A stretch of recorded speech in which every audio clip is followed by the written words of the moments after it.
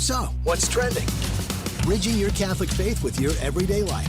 You're listening to Trending with Timmery on Relevant Radio. Good evening. This is Stacy Trasancos here in for Timmery this afternoon. And I am so happy to be back with you again and share this hour with you. It is typically on the show the day that we talk about marriage. And I'm going to talk about marriage today to keep with that tradition. But you got to understand always when I'm on here, I'm coming at this whole thing. I'm always still like, what is it? What are these things the Catholic Church teaches? I'm a convert, of course, and I'm a chemist. And so I had a very strong understanding of the world as a chemist who thought that was all there is to the world is chemistry. And it's still, even though I've been a Catholic for a number of years now, and I've got 7 children and 6 grandchildren and a happy marriage, I'm still always like, what does the church mean by this? Because it's not in a chemistry book, and I'm trying to understand it. And I'm the same way with marriage. I think just when I think I have everything figured out, I'm constantly learning that I don't. And I have some interesting topics that we put together for the show today. There's an article in the New York Times. There's a bunch of articles in the New York Times about a new buzzword that's going around called the Metaverse. So we have an article about a couple that celebrated their nuptials in the virtual world. They got married as avatars in the Metaverse. And I want to dive into this idea. I know maybe at first it seems like that's just crazy. But it's as virtual as it is a reality for us in 2021 going into 2022. So I think it behooves us to ask what that is, and then, as we so often do as Catholics, return joyfully to the truth that the Church defends and guards and protects for us, so that we always can return to the truth and ground ourselves in what's true as the world sort of barrels forward through time, gobbling up all these new ideas and throwing them at us faster and faster, it seems like. So in the first segment, we'll dive into that, getting married in the Metaverse. In the second segment, the refresher, the cleanser for your palate, getting back to marriage and what it is. I love the research that they do at the Institute for Family Studies. They have a new article, December 15th, from Lyman Stone and Bradford Wilcox, called The Religious Marriage Paradox, Younger Marriage, Less Divorce. And so they're diving into this thing that we hear in statistics regarding marriage often, that couples are marrying later in life, marrying around the age of 30. But they took a look at what are the ages that couples are marrying, how has that changed over time, and how does that compare men and women who grow up in religious households, how does that compare with men and women who do not? And they find, not surprisingly, that women and men who grow up in religious households are less likely to begin a cohabitating union, to begin living together before they're married. They're less likely to do that, which makes for a stabler marriage, and they're less likely to get divorced. But I want to unpack these statistics. I love this website, Institute for Family Studies, because they give you the data. You're not just looking at the conclusion going, oh, okay, I'll take your word for it. And they break it down in as many numbers, which is very satisfying to someone like me, and tell you how they got to that conclusion. They pulled the responses, merged data from a national survey of family growth from 1995 to 2019 with over 50,000 women ages 15 to 49. And they even explain why they were focusing on women here instead of men to get their numbers of marriages that begin with and without cohabitation, and marriages that last, and marriages that come from religious and non-religious upbringing. So I want to unpack that. The reason I want to unpack it is because I think it's important for you to, for all of us to be able to go back to, it's kind of like natural law, right? To go back to just what do the studies tell us? And if the studies are grounded in facts, like real human lives and real human events, we can draw some conclusions from those things. Although humans are not like atoms and molecules bumbling around in the universe following the laws of God as he ordained them with no free will, it's nothing personal if two atoms don't bond. Humans have free will, but nevertheless, we can look at what humans do over time in large amounts and come up with some conclusions about what's more likely to make us happy and stable. And not surprisingly, in the sense of truth not contradicting truth, these studies suggest that the church is right. They also aren't a guarantee, and so I want to talk about that a little more as well. I have 7 kids, so I'm fully aware of free will, that you can't just treat your kids like atoms and molecules and make them do what you want them to do. As a chemist, I kind of thought I could at once upon a time. But I do want to look at the other side of that, just to say these circumstances make it more likely for marriages to last and to be stable. That doesn't mean it always will be, okay? There's still a lot of percentage of people who still suffer. So I don't want to give the impression that any of this is a recipe for perfection, but want to keep it grounded in what the church teaches about who we are as human beings, made in the image and likeness of God, with the spiritual powers of intellect and free will, and how we're supposed to practice virtue, practice being the key word there. In the last segment, don't laugh.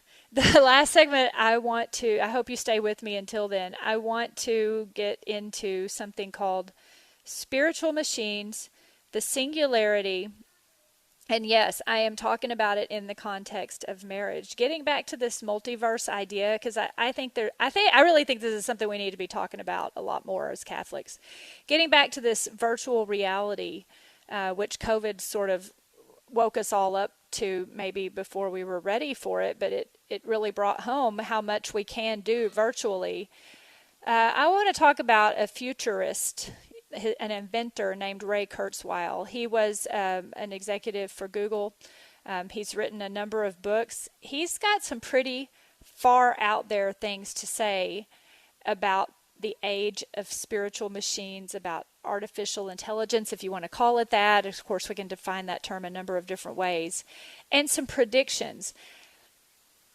The way I like to do things, like the early church fathers did with the Hellenistic Greek philosophies, and like even the medieval Catholic theologians and doctors did when they were combing through the Greek scientific corpus, as Catholics do today. I think it's important that we dive into modern topics unafraid, because we are grounded in the truth, but I think we have to get really good and adept at combing through things that might seem weird and scary and just too far out there, where it might be easy to just dismiss it. I think that rather, if we're going to evangelize, we've got to get good at combing through things and sorting out what is truth and what is not truth.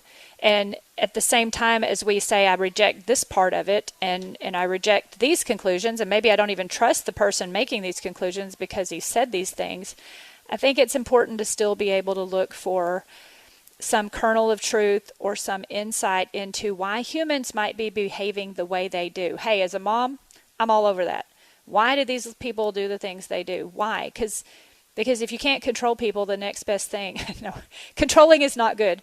But if you can't control people, the next best thing to do is to be able to understand them, to be able to understand people and see where they're coming from, and be able to understand empathy. I'm talking about empathy.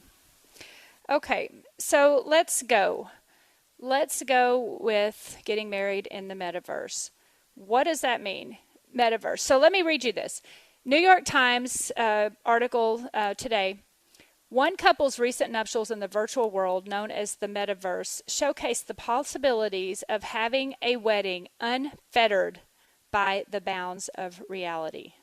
Unfettered by the bounds of reality. Because that's exactly how you want to be starting your marriage out. I know what you're thinking. That's exactly how we want to start our marriages out. Unfettered by the bounds of reality. No. Okay. So, but this is really what happened. And the image on the article has 2 avatars. Now, I don't know if you know what, I'm sure you do know what avatar is. I don't know if you made your own avatar. Like in Facebook, there was this thing where you could make your own avatar, and there's all these memes and apps and things floating around where you can avatar yourself. I never did. I seriously never did. But I'm not saying there's anything wrong with that. It's just kind of like I thought my avatar might look better than real life, and I didn't want to be like, oh, I look like my avatar. No, I'm trying to keep it real here. But Tracy and Dave Gagnon met in the cloud, so they met online, and so it made sense. They said that their wedding took place in the cloud, and so this couple, actually, their digital avatars held a ceremony staged by a company who's making it possible to do all kinds of things in the virtual world. That company's called Virbela, and if you look up their website, it's virbela.com, Virbela. If you look up their website, it's not just weddings. I mean, it's not just a wedding venue online. It is, you can do all kinds of things there, have parties, have meetings, whatnot. So they specialize in that. It's like Zoom ramped up exponentially. So this couple decided to get married there. And we're calling this immersive world the Metaverse, okay? This immersive world, this virtual world. So it's not just like virtual reality where you got the little things on your eyes, and my kids have that, and they do funny things in the kitchen, playing in their virtual reality world. But this is a metaverse where large amounts of people can come together, and not just for a webinar or a meeting, but to do things like get married. So you actually have your avatar moving around in a landscape where you're in control of what your avatar does, and you have to interact with other people who are in control of what their avatars do. And so you're all just interacting virtually, unfettered by the bounds of, reality. The article is saying that this came to us because of the COVID-19 pandemic, that we got more into the technology more than ever, and that Zoom weddings have taken place. It's now becoming pretty common, and I don't think this is a bad thing necessarily, that when people have an in-person wedding, the good old-fashioned way, that when they have the in-person wedding, they're also having it live streamed online. And I don't think that's a bad idea, because if somebody's at home and they can't be there, they can at least see it. But this goes really far the other way. It goes all the way into the multiverse. And so it is really like having a wedding in a video game, like Roblox or something, where you're interacting with each other. And they say that in this wedding, like a virtual friend, they got dressed up in the clothes. Their avatars got dressed up in the clothes that they picked for their wedding. And the virtual friend that they picked made an avatar and walked the bride down the aisle. They had twin 7-year-olds as the flower girl and ring bearer, their avatars. And the bride and groom could see each other. The groom could see the bride coming down the aisle, and the bride could see the groom, and they're walking down the aisle. I don't know. You're like picturing, if you've ever seen a Sims game, how these avatars walk around, kind of like heavy-footed ape-like creatures. They're really heavy-footed, and they bong walking through the avatar land. Really big feet, really angular features. My kids have played Roblox before, so I've seen a little bit of this. They had Sims as well. So just full confession here, my kids have tried just about all the video games, and we've navigated that because I've been parenting for 33 years almost. But this thing is happening with the wedding. So there's that. And it got me to thinking, again, what is that idea of a multiverse? What are we talking about? It actually, and you may know this, I'm probably just getting caught up on it. It's something that came from Mark Zuckerberg talking about rebranding Facebook. Rebranding Facebook back in November as Meta, M-E-T-A. That was his move to colonize the metaverse by changing Facebook into more of a metaverse experience. They do have avatars on Facebook. We're all familiar with, people sharing their lives in social media. And apparently that's kind of the direction that Mark Zuckerberg envisions going toward. That word came from him. It's an embodied internet. An embodied internet. Okay, the other place we hear the word embodied in Catholic teaching is that we're, embodied spirits. We're human persons, body and soul. they're talking about an embodied internet where we put our minds into the internet and start to have these relationships. So if you've got young children, if you've got kids that have grown up in this time, like my oldest child is 30, almost 33, and there was none of this when she was small. And I was kind of around in parenting when it went from I can hear every kind of music my child listens to on her boombox, and I can get mad if I can shut it down if it's not good, healthy music, right? I can go in there and be like, "No, you're not going to listen to that in my house," and I can take away the CD or something. Well, I remember when those days changed and you couldn't do that anymore. They had all the music on like this thing. What is it called? iPod. All the music was on there, like 26. If I wanted to hear everything she was listening to, I had to listen to 26 hours of music on that. And I thought, this is hopeless. I'll never be able to keep up. And it just kind of went from there to the first days of social media and how that exploded and how kids have been exposed to more and more. And I've got 5 daughters, and I've watched how young girls have had to deal with more and more of the world shoved in their faces. And since 2006, I've been doing my best to raise them in my husband and I have been raising them in a Catholic family. And it's hard, and I'm telling you. And so that's why I think we need to keep up with this stuff and what it means to something like marriage. Marriage, that's kind of like, that is definitely sacrosanct. And when you get to that point and they're starting to have virtual marriages, anyone who's actually married for longer than, long enough to know that it takes a lot of work, you're just like, there's no way this can work. There's no way it can work where you're not... maybe they're going to live together. I certainly hope the whole marriage and the whole time together isn't going to be in the metaverse. I hope they actually do have their bodies in the same house and the same walls at some point. But it still seems to change the meaning of that union and how sacred it is. Of course, that would never be allowed for Catholics. If there's all kinds of rules, there's all kinds of expectations that you have to meet if you're going to be married in a Catholic marriage. And we work for that as Catholics. We encourage people to do it. Yes, it's a lot of work. You're going to have to go through marriage prep and marriage formation, and you're going to have to examine yourself, and your spouse is going to have to examine him or herself. And you're going to have to wait during this time and learn some things about being in this relationship. All these things to set you up for success. And even then, it's not a guarantee to be, it's not going to be easy. So there is this metaverse thing, and now we have the New York Times talking about it. And it got me looking around. The New York Times has a lot of articles on it. Are we in the metaverse yet? Gamers may think we're living in it already. Web veterans are trying to save it. We're talking about cryptocurrency. And people more and more are sort of living parts of their lives interacting with others in this way, and it becomes a cocoon that it isolates us from being around other people.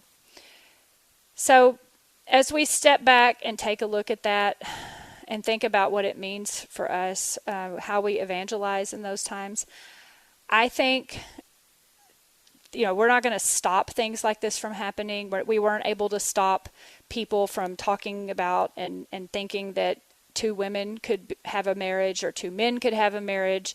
We weren't able to stop laws that recognize 2 men or 2 women as having marriage when that's not really what marriage is. The world we live in is going to keep barreling forward with these things. I do a lot of work in bioethics, and there's all kinds of biomedical advances going on with cloning and chimeras, mixing animal and human cells. There's all kinds of things happening that seemed freakish 10 years ago that are happening now faster and faster and faster. And I always think it's our job as Catholics to keep up with that stuff and to know how to help people when they get hurt by it, okay? So you have people with IVF maybe that are hurting, or you have people that were, they don't even know who their mother or father, biological mother or father were because of they were given up at birth, or because they were the egg came from an egg bank or a sperm bank, and they never were able to meet them, and somebody picked them up, just like you shop for a child. And we already have a world where we walk around with people who don't grow up in ideal situations. Most people don't. And it's our job as Catholics to learn how to love those people. And I'm saying that as a mother. I'm saying that as a friend. I'm saying that as a woman who spends a lot of time thinking about the brokenness in the world, thinking about the brokenness in my own life, how hard it is for me to maintain my relationships. And I look at these things, and I think it's important for us to be able to sit down and with empathy, with supernatural empathy that comes from the grace of kneeling before the Lord of the universe in Mass and before the Eucharist and being in communion with the church, allows us to look at things that are getting broken. And even though we can't stop it all, like that, we just can't stop it all. We are at least able to we're able to talk to people who are hurting and explain why. You know, how if you got something wrong, if you know why it's wrong, it kind of helps to feel better. So that's what we're talking about, the metaverse. I want to go on a happier note in the next segment and talk about the influence of being raised religious and how it does help to build stability in a marriage. I'm Stacy Trasancos, in for Timory. We'll be back after the break with some good news.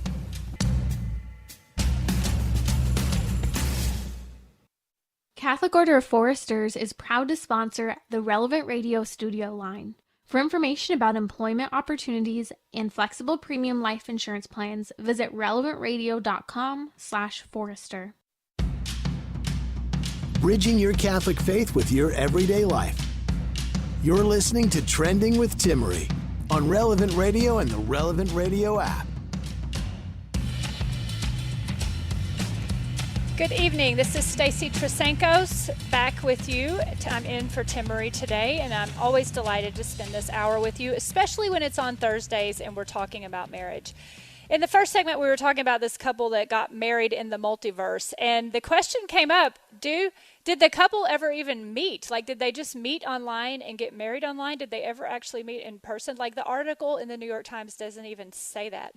So, presumably they did, but I don't know. I have a quick funny story to tell you, though, about the multiverse. Like I was saying, I was never a parent to just shelter my kids from everything. I was kind of like, get out there, live in the world, but let me help you navigate through it, because I didn't want them to grow up and be like, why didn't you tell me this stuff, Mom? So my son did, full confession here, he was really into Roblox for a couple of years. And he's now into robotics. He's in the gifted and talented program at school. Very proud of him. JJ, he's doing great. But he was into Roblox, and his older sister was also into Roblox with him. And they would build worlds in Roblox. So that's what they do. It's not just like social media. Like the kids look at me, and when they say, Mom, Facebook's for old people, that's what they're talking about. They're so into the multiverse already. They build worlds. And so these kids of mine, they would fight over toys, right? I know nobody else's kids do that, but mine do. They would fight over toys. Well, one day they were arguing over, I forget even what it was, but they were having an argument. They were yelling at each other, and I said, look, go to your rooms. Just go to your rooms and separate. You know, that was always the word, separate. Go to your rooms and separate. When you calm down, then we can talk it out. I'm not going to ignore what's upset you, not going to ignore your pain. You're going to have a chance to express your frustrations, and your feelings aren't going to be shoved aside. I've been through all that stuff. Go to your rooms right now and separate, because you need to calm down and stop yelling. They went to their rooms. I hear them in their rooms a few minutes later, because they had tablets. They had their devices with them. And they're in their rooms on their devices. My son went into the Roblox world of his sister, because he was mad at her. And he started smashing things up, because you can do that in Roblox. And he started tearing up her world. And so I'm like, I told y'all to separate. And they're like, we did separate. I'm like, why are you still fighting? Why are you still tearing up each other's stuff? And I'm mothering the multiverse. I am mothering the multiverse, because the kids they're fighting in this online world. So that ended that experiment for us. We had to put passwords on each other's worlds so they wouldn't go into each other's worlds and tear up the things that the other one spent time building. It's crazy, but I just remember thinking that, and this was several years ago, so I get it that this is nothing new. On to marriage. I love this article. It's called The Religious Marriage Paradox, Younger Marriage, Less Divorce. It was December 15th, 2021 by Lyman Stone and Bradford Wilcox on the Institute for Family Studies website. I'm giving you all that because you really need to you need to bookmark this article and keep it with you. But here's what they're saying. We've heard this before. New marriage norm for American men and women is to marry around the age of 30. According to U.S. Census, okay? They're marrying later in life. That's nothing new. They believe that marrying closer to age 30 reduces the risk of divorce, and indeed, there's research that supports that, okay? So a lot of people say, I'll just wait to get married. I hear that from young people all the time. We're just waiting to get married. Many of them are cohabitating, though, and they're just waiting to get married because in their mind, they're doing something good for the stability of their future marriage, even though they're already living together. But this Institute for Family Studies has their own research, which is why I really like them, that they do their own research, their own evidence suggesting that religious Americans are less likely to divorce, even as, so this is the paradox, they are more likely to marry younger than 30. So they're more likely to marry younger, which is against the trend in the U.S., and they're still less likely to divorce. And so they look at this paradoxical pattern and they wonder, is the way religious Americans form their marriages different than the way marriages are formed by secular peers? So they're not talking about any certain religion, they're just talking about the people of faith. And do religious marriages formed by 20-somethings face different divorce odds than the secular counterparts? And they find, there is less likely to be divorced, even though they're marrying younger. So two things: if you're raised in a religious household, and if you are marrying younger, and they do go into cohabitation. If you're not cohabitating, so the best odds are being raised religious and not cohabitating. It's less dependent on whether you're 21 or 29 or 30. It's less dependent on that, they say, and more heavily weighted by if you are raised in a religious household and if you don't cohabitate. They have a lot of statistics in their article, but one that's really striking that they have on here from the U.S. Census Bureau. In 1962, less than 5% of married people cohabitated before they were married. In 2016, that number is over 70%. More than 70% of marriages are preceded by cohabitation, up from nearly zero in early 60s. And that is phenomenal. And I've seen it. I've seen it, all around me as kids are growing up. It's more the norm, and that's what 70% means. It's way more the norm to cohabitate before you get married than not. And so as Catholic, I work for an Institute of Catechesis and Evangelization with Bishop Strickland here in the Diocese of Tyler, the St. Philip Institute, and we look at things like this, and we talk to young engaged couples, and we're like, well, you can't be cohabitating. And it's shocking to some of them because it's kind of like contraception. They've grown up in a culture where that's what everybody does, and they do it for what they think are good reasons. They do it because you want to see what it's like to live together. You want to cut expenses and save money so you'll have it when you get married. Whatever. I've heard lots of different reasons because I've worked with young people a lot. Being a mother of 7 myself, they have a lot of friends, and we talk about these things. They do it for what they think are good reasons, and sometimes even when you're trying to explain to them that's not a good reason, they don't really listen. They have their own ideas, and it happens anyway, and then things don't go so well. But I thought this was interesting that they were talking about it in this article, and they did, because I like to know where they get the data from.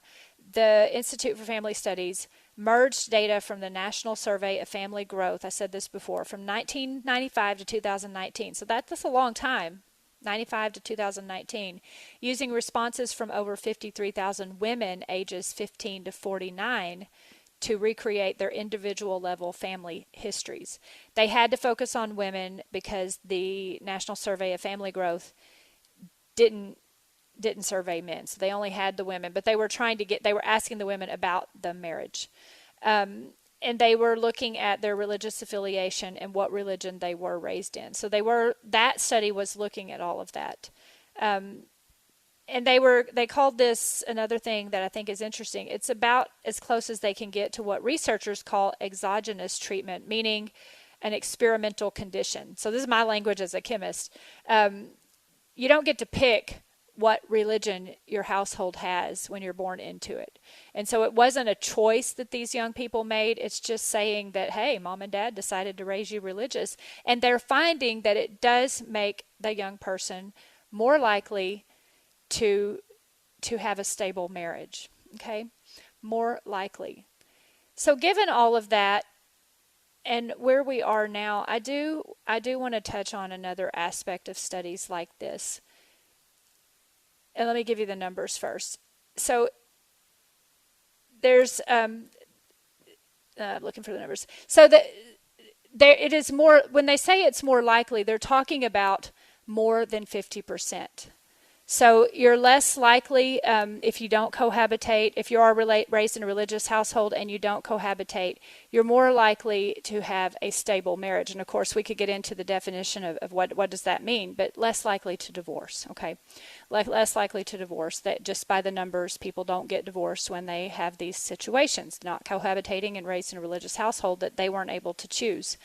And they're asking, how are these couples influenced by how they're raised? And to me as a mother and as someone who works with young people and cares about these issues very much, like lays awake in the middle of the night thinking about these issues, who feels pain during Advent because I look out at the brokenness in the world and in my own life too, and I just want to get everybody to heaven. I just want to pray for everybody and everybody to be happy in heaven forever, all of us, everybody. And it's painful. It's not a guarantee, like with studies like this, because I have gone through that, raising my kids as a chemist who is a convert. I'm like, okay, Catholic Church, I'm all in. I'm going to do whatever you tell me to do. Even if I don't understand it, I'm going to live it because I am all in being Catholic. I believe that Jesus Christ is truly present in the Eucharist and everything else comes from that source and summit. And I'm all in. And I had 2 kids before I converted. I raised my post-Catholic kids as good a Catholic mother as I could be. I was trying everything. I was taking them to daily mass for years before I could even receive the Eucharist. And I'm just going to get as close as I can to Jesus Christ. I know I can't receive, but I've got a toddler and an infant and I'm pregnant and I got a teenager, and we're all here at daily mass every day because I just want to get close to Jesus. My husband and I, we never missed a holy day of obligation. We never missed a Sunday mass. We took those kids there religiously, and we raised them in the faith. We read all the Faith and Life series from Ignatius Press. We homeschooled. We Catholic schooled. We did everything. I have so many plaid uniforms stored in the closet from when they were little.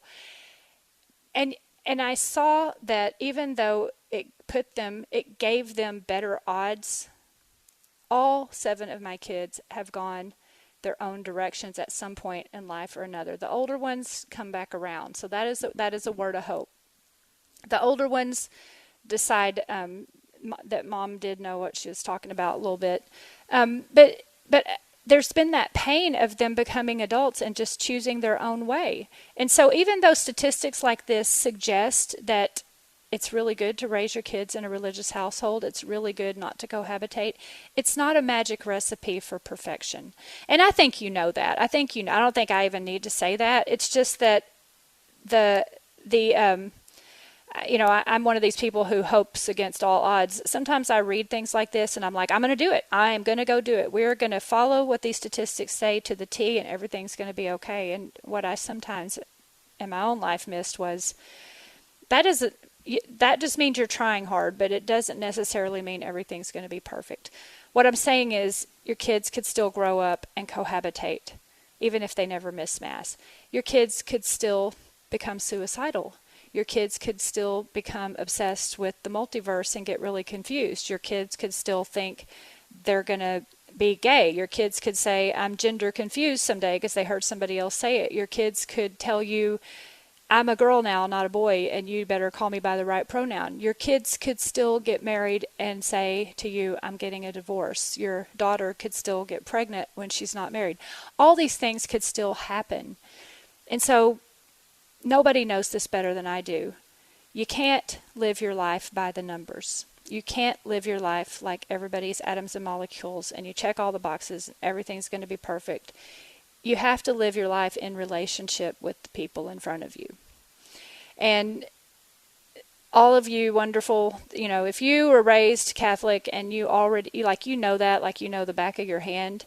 For someone who didn't always know that relationships are like the most important thing we do in life, because we're trying to get to heaven and get each other to heaven, and we're made in the image and likeness of a triune God.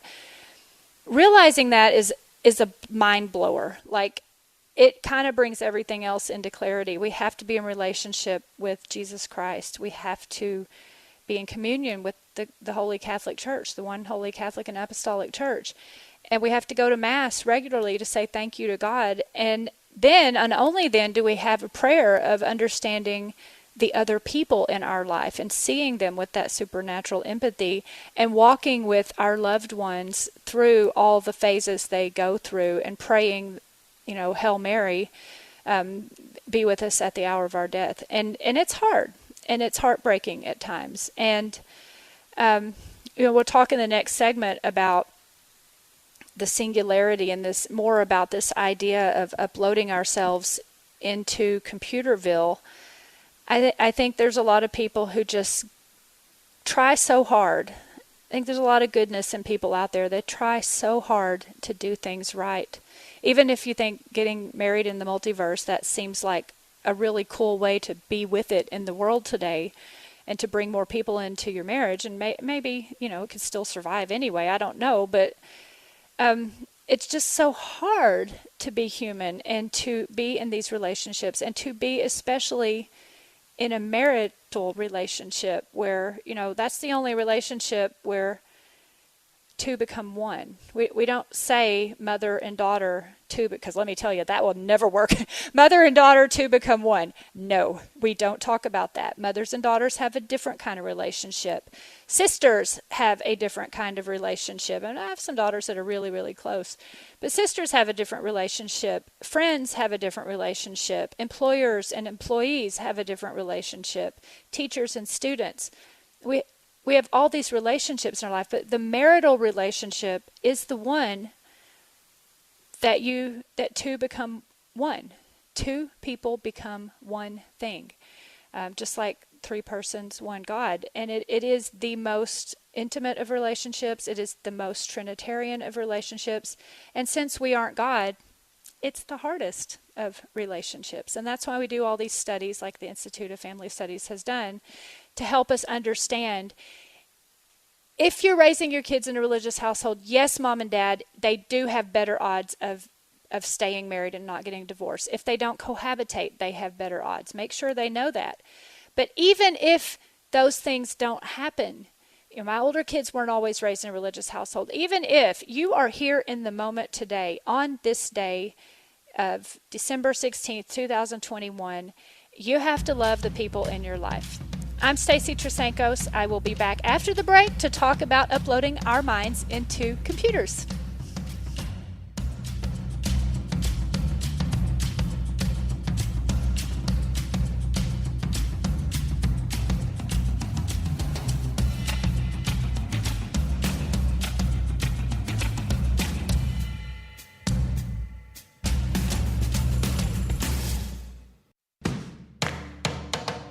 We're talking about what you're thinking about.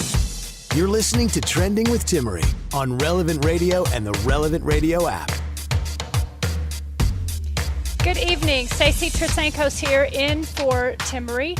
I just want to give you the line to call in if you want to. I know it's the last segment of the show. We just got a few minutes. 1-888-914-9149. Always the same number.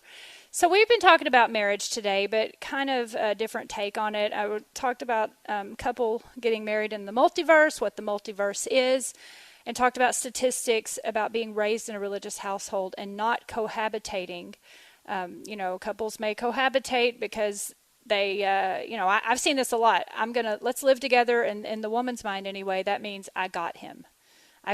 He's not going to leave me now because we're living together. And it is a messed up view of commitment from the get-go. And I think that's probably the main reason why these marriages after cohabitation don't last, because they never did understand commitment in the first place. It was more about, like I said, control freak. I think a lot of people are control freak chemists because there's a lot of materialists out there. And I kind of think I have a great insight into what materialism, what has done to us, because I lived it full on for so long. Like, nobody loves atoms more than I do. And I really did think everything was atoms. And I'm very logical. I took that all the way to the extreme until I was on my knees like, God, okay, that was wrong. I'm ready to do the full truth now. But anyway, in that vein, a book that was, I'm kind of embarrassed to say this, a book that was very influential to me was Ray Kurzweil, The Age of the Spiritual Machines. Not necessarily that book because it came out later, but he was writing about things since 1999, and I didn't convert till 2006.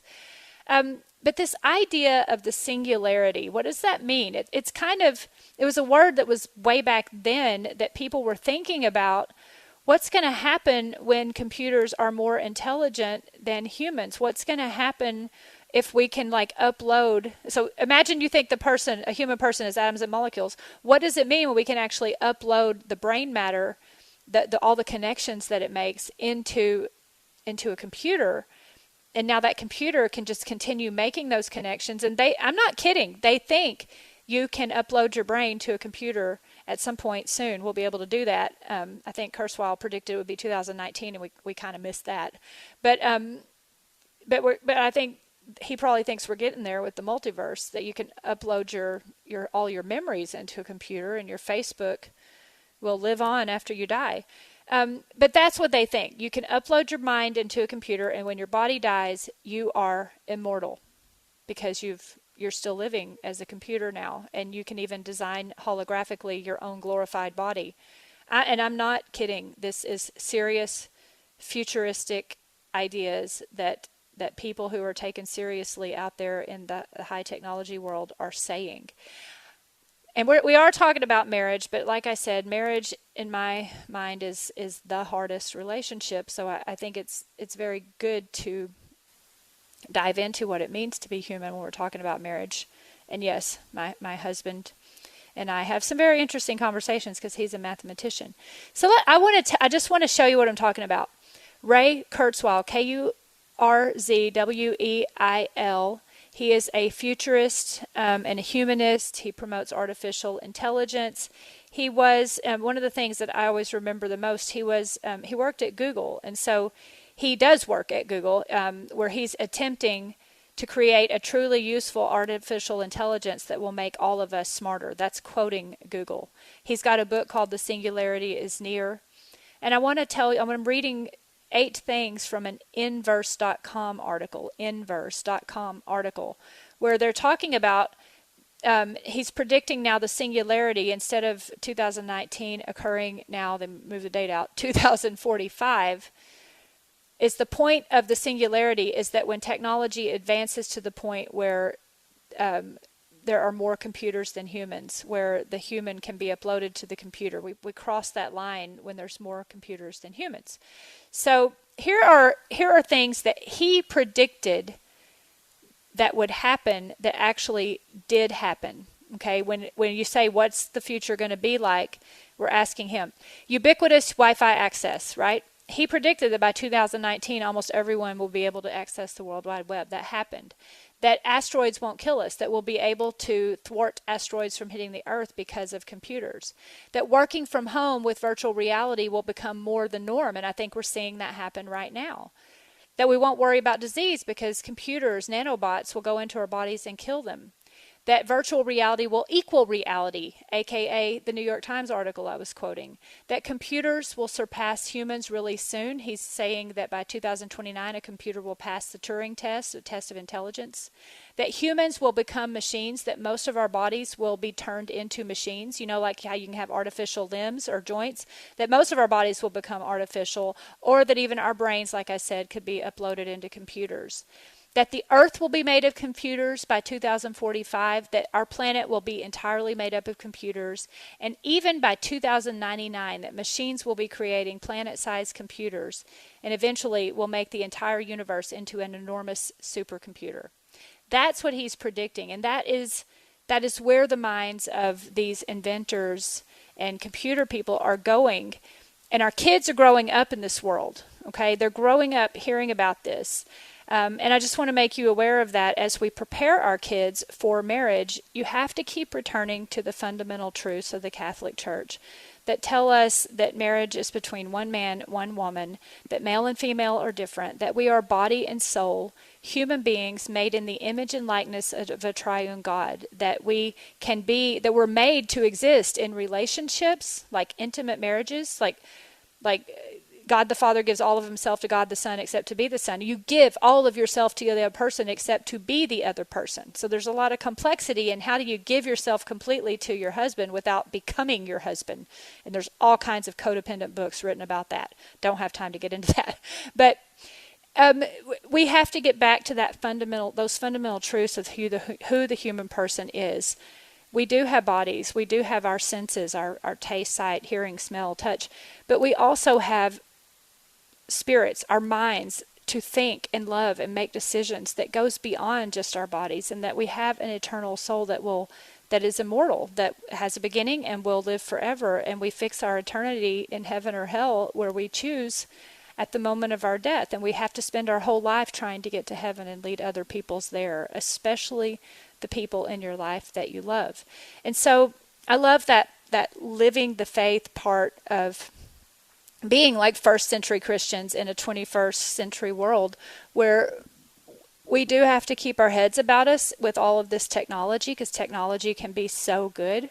At the same time, we've got to stay grounded in the truth. And it makes for a pretty exciting life. It makes you unafraid. It makes you confident. And that's one of the things that drew me to Catholicism. I liked the confidence, and I liked how people were willing to love and be in relationships. And I thought, hey, if those other people can do it, maybe I can too. And so I'm just telling you that as encouragement, wherever you are in your marriage today, whatever your kids or grandkids might be doing, whatever your friends in your life might be doing, however crazy it seems that the world is going during this last week of Advent, we get ready to celebrate the coming of Jesus Christ as a little baby. However much you might fall into despair of your own relationships, just get back grounded into the Catholic Church and have this great hope. I'm Stacy Trasancos in for Timory again, and I really appreciate you spending this hour with me. I'm down here in Texas, broadcasting from my home in Hideaway, and I look forward to being back with you some other time. But until then, I hope that you have a wonderful rest of the Advent season, and that you have a wonderful Christmas, and that you really do wake up each morning saying, God, thank you for the gift of this day. And thank you for all the people in my life. Show me what your will is today, God. Grant me the grace to have the courage to do the things that I need to do. And if I do something not quite right, help me do it better the next day. Thank you, and I will see you next time.